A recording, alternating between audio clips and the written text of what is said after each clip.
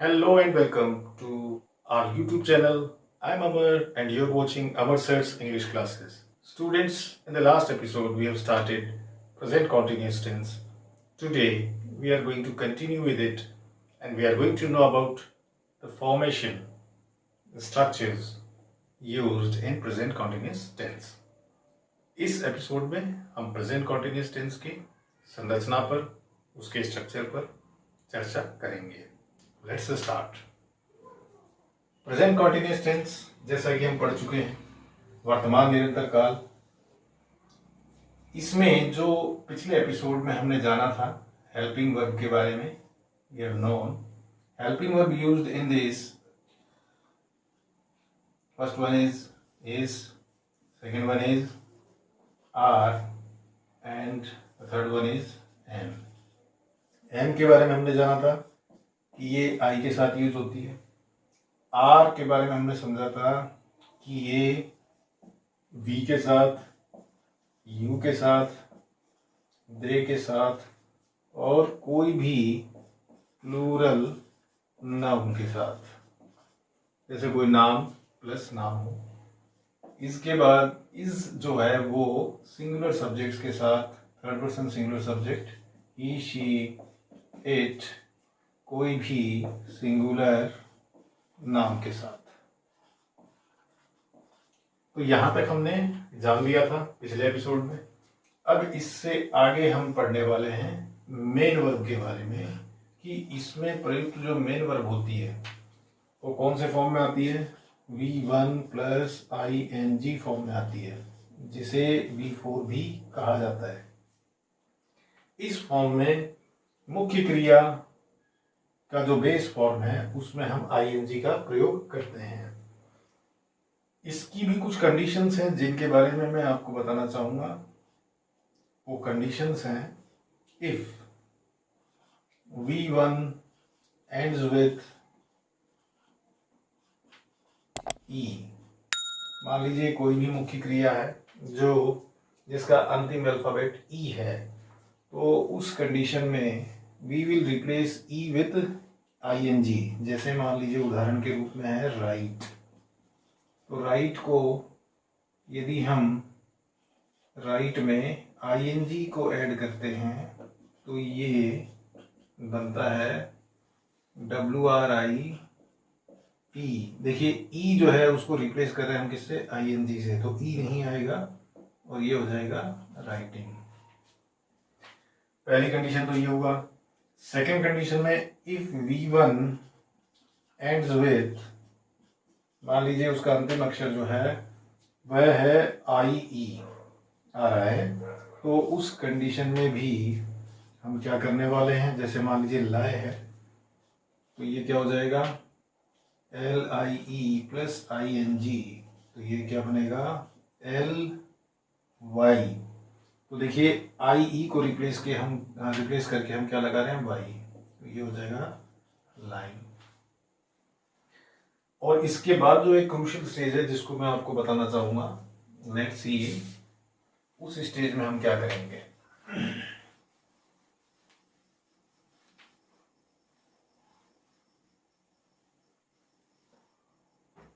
देखिए यदि if V1 ends with, ठीक है, यदि V1 का अंतिम अक्षर जो है वो क्या है, कॉन्सोनेंट है, sorry, ends with consonant. Vowels और कॉन्सोनेंट तो आप जानते ही हैं. तो कॉन्सोनेंट से यदि अंतिम किसी भी वर्ब का अंतिम जो अल्फाबेट है वो कोई कॉन्सोनेंट है, इसमें हम इन कॉन्सोनेंट्स को छोड़ रहे हैं, W, R और Y को, इनको छोड़ देते हैं. और and the previous alphabet is any vowel. मान लीजिए कोई भी एक ऐसा वर्ड है, एग्जाम्पल के लिए देख लें, TOUR, ठीक है, PUT put, RUN run, SAY से। तो देखें फर्स्ट वन TOUR, देखिए बताया गया है कि अंतिम अक्षर यदि कोई कॉन्सोनेंट है तो कॉन्सोनेंट तो इनमें सभी में है, देखिए इसमें भी कॉन्सोनेंट है लास्ट, इसमें भी कॉन्सोनेंट है, इसमें भी और इसमें भी, और ठीक इससे पहले वोवल भी है, ये आप देख पा रहे हैं। अब करना क्या है कि यदि कॉन्सोनेंट्स एंड हो वर्ब और इनके अलावा, यानी कि ये कौन कौन से हैं, जैसे ये आर हो गया, एक तो इसको हम नहीं लेंगे और एक हम इसको नहीं लेने वाले, बाकी टी और एन में हम ये कंडीशन लगाएंगे। तो ऐसी अगर कंडीशन होती है तो what we will do, we will repeat the ending consonant, ending consonant, ending consonant मतलब जिससे वह अंत आ रहा है उसको हम क्या कर देंगे, रिपीट कर देंगे। लेकिन ये चीज कहाँ लागू नहीं होगी, जहां पर भी अंतिम कॉन्सोनेंट या तो W हो, R हो या Y हो, तो इसमें तो ये चीज आएगी नहीं। इसमें TOUR प्लस ING अगर ऐड करते हैं तो ये हो जाएगा, ये होगा, क्योंकि इसमें किसी प्रकार से हमें रिपीट नहीं करना है एज पर द रूल। और इसमें क्या हो जाएगा, PUT पुट प्लस ING, ये हो जाएगा PUTTING पुटिंग, क्योंकि इसमें रिपीटेशन देना होगा। इसी प्रकार RUN रन प्लस ING, तो ये क्या हो जाएगा, RUNNING। लास्ट वन से प्लस ING, तो ये क्या हो जाएगा, सेइंग, क्योंकि इसमें हम ये रूल नहीं अप्लाई करेंगे क्योंकि इसमें ये एक्सेप्शन के तौर पे आता है। तो ये अगर हमने जान लिया तो V1 प्लस ING की भी हमारी जो मिस्टेक जनरली होती हैं वो नहीं होंगी। आगे हम जानेंगे इसके स्ट्रक्चर्स के बारे में। So let's move further. अब स्टूडेंट्स इसके स्ट्रक्चर पे बात करें तो देखिए, सबसे पहले एफर्मेटिव, एफर्मेटिव में सबसे पहले क्या होता है, सब्जेक्ट होता है, उसके बाद हेल्पिंग वर्ब होती है, उसके बाद मुख्य क्रिया होती है और अंत में ऑब्जेक्ट होता है। इसी प्रकार नेगेटिव, नेगेटिव सेंटेंस में subject plus helping verb plus not plus V4 plus object. Interrogative में, इंटेरोगेटिव में सबसे पहले helping verb,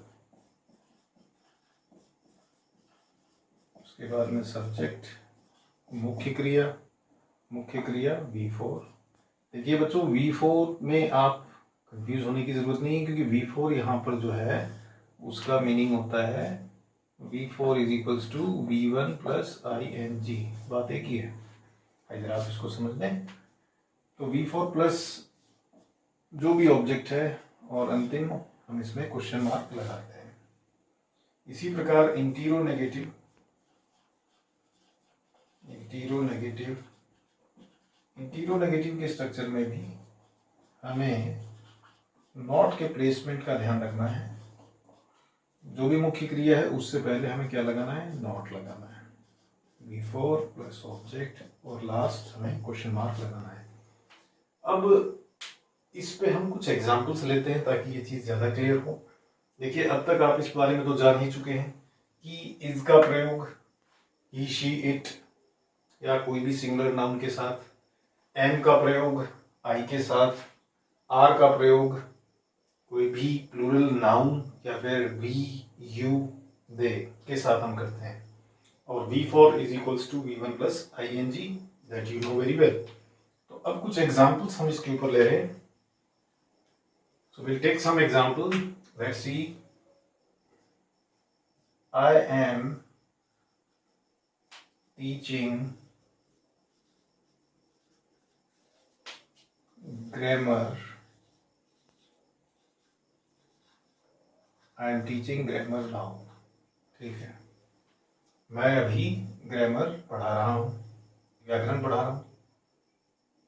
He is reading a book nowadays.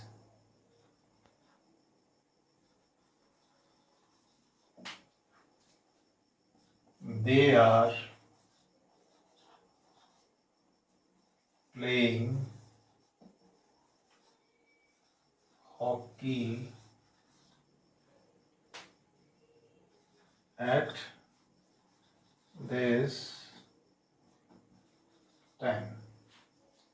तो इन तीनों ही वाक्यों को अगर आप देख पा रहे हैं तो इन तीनों वाक्यों में ये चीज स्पष्ट है कि ये जो भी तीनों सेंटेंसेस हैं ये प्रेजेंट कंटिन्यूअस में दिए हुए हैं. अब इनमें as per the rule we have got to know that I के साथ एम, ही के साथ इज, दे के साथ आर का प्रयोग होगा एज पर द रूल. अब इनको यदि नेगेटिव बनाते हैं तो नेगेटिव बनाने के लिए हम इन्हीं वाक्यों का प्रयोग कर रहे हैं. आई एम, तो मुख्य क्रिया उससे पहले हम क्या लगा देते हैं, नॉट. तो I am not teaching grammar now.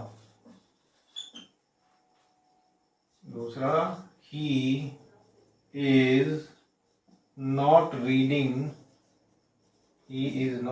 a book nowadays. Last one, they are not playing hockey at this time. तो ये नेगेटिव भी हमने इनको बना लिए और इनमें भी हमने इसी बात को ध्यान में रखा है कि जो मुख्य क्रिया है उससे पहले हम क्या लगा देंगे, नॉट लगा देंगे. The rest of the things is very clear. Then interrogative में यदि लेना है तो फर्स्ट वन में सबसे पहले क्या ले लेंगे, हेल्पिंग वर्ब को स्टार्टिंग में ले लेंगे. तो first one will be am I teaching grammar now, and you have to put the question mark. Second one, is he reading a book nowadays.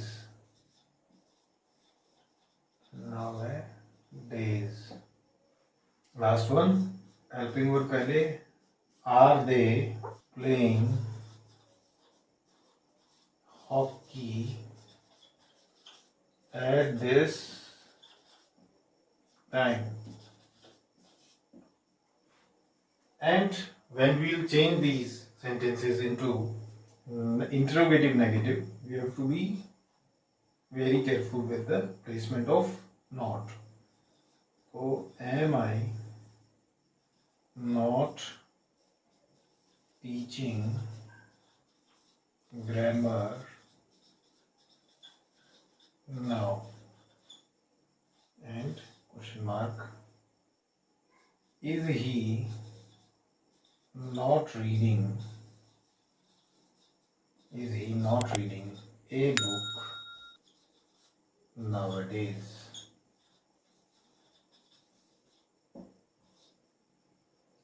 Last one, are they not playing hockey at this time? And at the end we will put the question mark. तो यहाँ पर हमने जाना इसके structures के बारे में और अभी भी कुछ बातें ऐसी हैं, देखिए स्टूडेंट, जो मैं आपको यहाँ बताना चाहूँगा.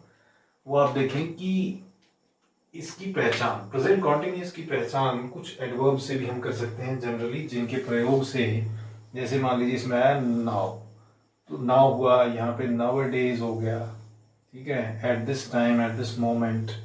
तो ये कुछ ऐसी पहचान है, ये कुछ ऐसे एडवर्ब्स हैं जिनके प्लेसमेंट से हम जान सकते हैं कि ये वाक्य जो है वो किस में दिया हुआ है? प्रेजेंट कॉन्टिन्यूस में दिया है।